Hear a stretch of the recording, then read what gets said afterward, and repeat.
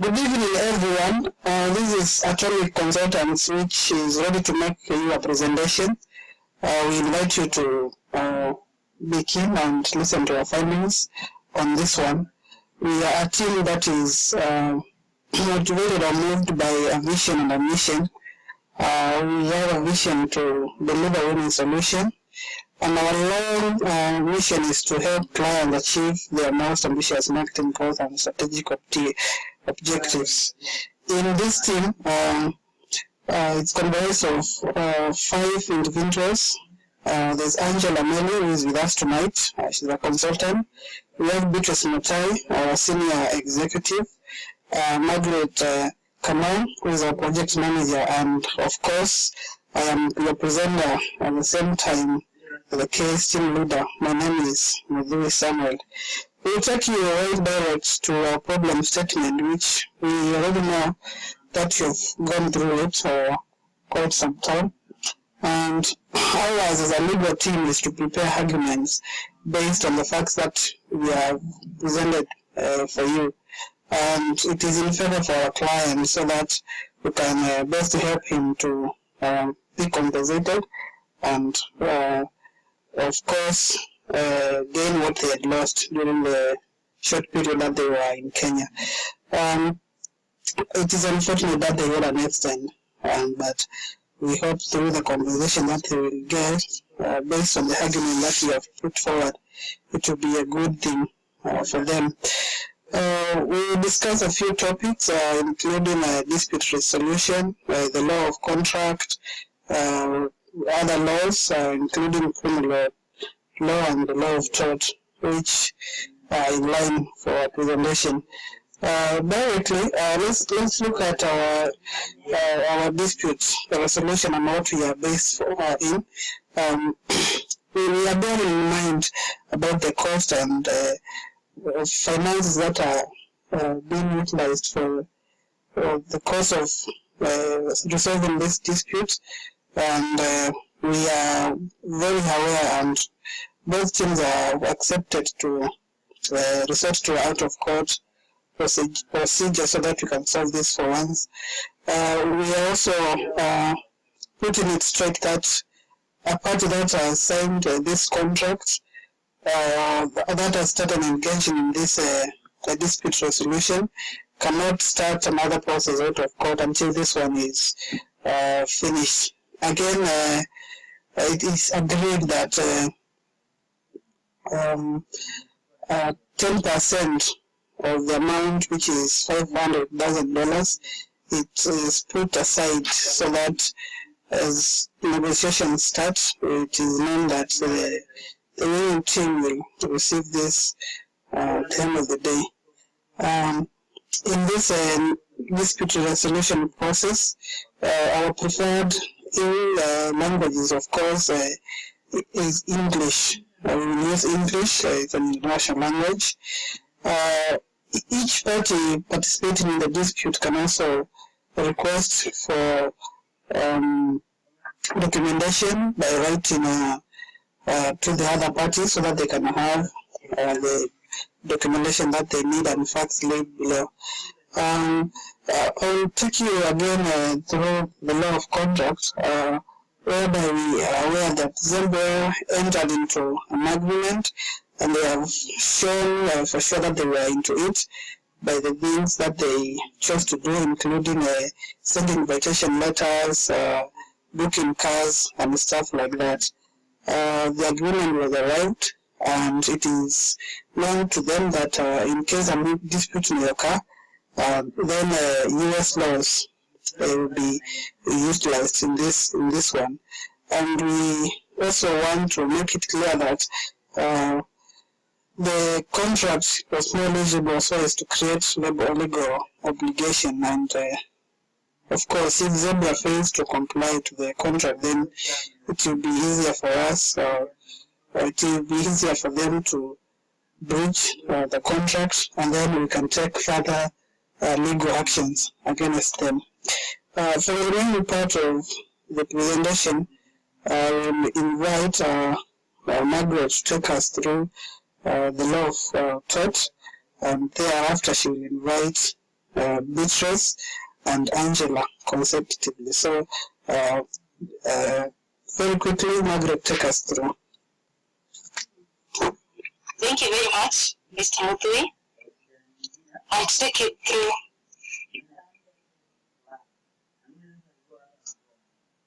the following slides, starting in the law. So the law of tort is a wide body of remedies that are applied by the court of it provide the support to in this case, our client, that is Orange Corporation, suffered when the employees got involved in an accident when they were on a trip that they had contracted with Zebra.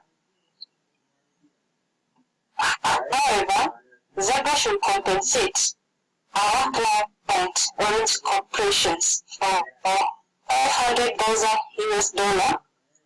This is the cost that will be incurred by our client for the medical treatment for the injured employees, and also to cater for the transport for all the employees back home, among other expenses that will be incurred. Criminal law is a body of rules and statutes that defines conduct prohibited by the government, because it threatens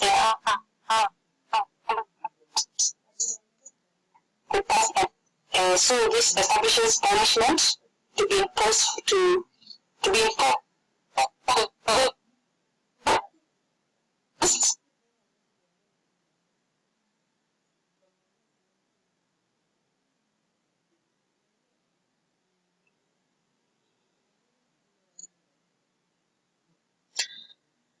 Sorry for that mishap. Let me take you through. With the criminal law that Margaret is explained to us, it is evident that the driver, the company that was hired, admitted to having caused some serious mistakes which led to an accident, and that's why we are coming up with these facts to prove that actually they accepted what they did. And through the laws that we have, careless driving is punishable by law, and typically Zebra knows this very well, that can be taken to court and be fined or cost to pay the damages. According to the employment laws, with the documentation that we have, it is evident that Zebra was contracted to carry out the business, and under the circumstances thereof, they accepted the contract by their willingness to perform. And one of the paragraphs we have, which is Surface Transportation Act, it says that when individuals are not fully satisfied, if they are not fully satisfied with the proceedings of the resolution, they can opt to sue the company themselves, which we don't want to arrive at. We know that they are going to comply.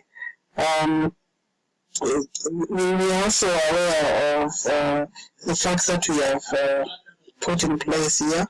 We've noted down on paper for you that it is also punitive for them through fines by the government following the court procedures. They can also be banned from operating. Altogether, they can have a fine and ban altogether, but we pray that it will not happen, as we are going to comply with paying the damages to our company.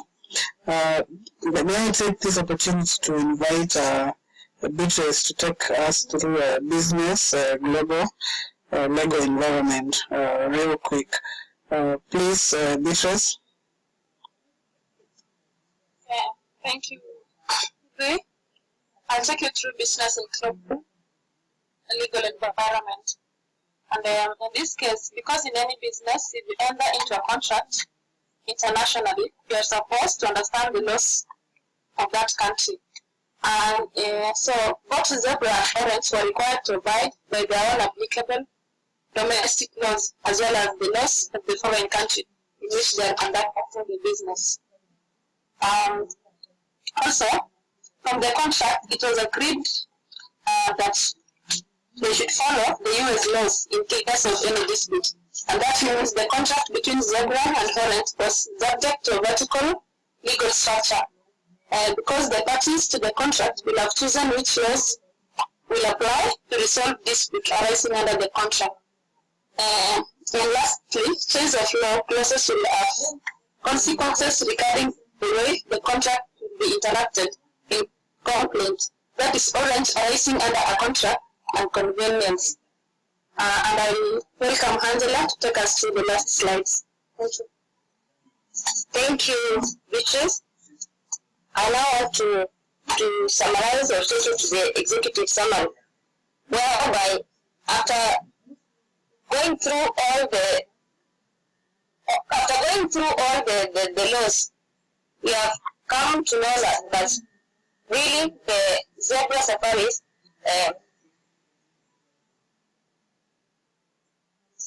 because we had agreed to enter into the contract, we now looked at the issues which were related to these laws. And the issues related to the law of contract, we know that we have some elements which are in the law of contract, which are obviously known: the offer, the acceptance, consideration, maturity of obligation, and so on. But there are elements which we use to prove the contract, and these were the offer, whereby the Zebra Safaris promised to provide the transportation to the Orange employees, and in this case they failed. Another one is acceptance, whereby the Orange Corporation accepted to enter into that offer, into that contract with Zebra Safaris, because they knew that the Zebra Safaris always were the tour agents who specialized in the safaris and were based in Nairobi. And in this case, the employees were heading to Kenya, Nairobi. That is why they chose the Zebra Safaris. So they had confidence and trusted them in their services. But at last, the Orange employees did not reach Kenya. Okay, we also have another element which we are using to prove the contract law, which was breached. That is consideration. Zebra Safaris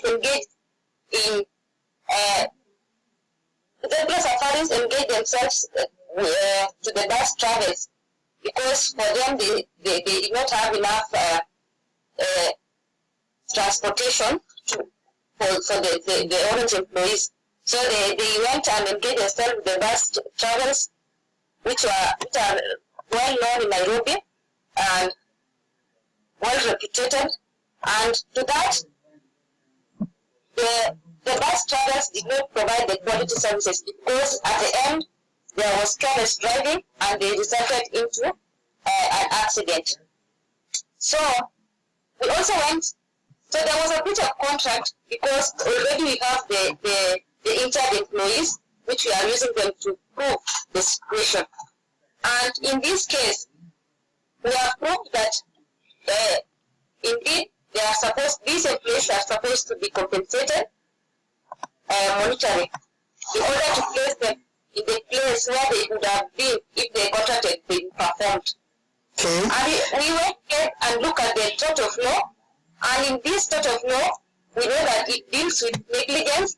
It has the elements which, again, it goes with it. And to prove these elements, we proved that with the tort of law, there was negligence, because the driver was careless. He did not take care of the situation, the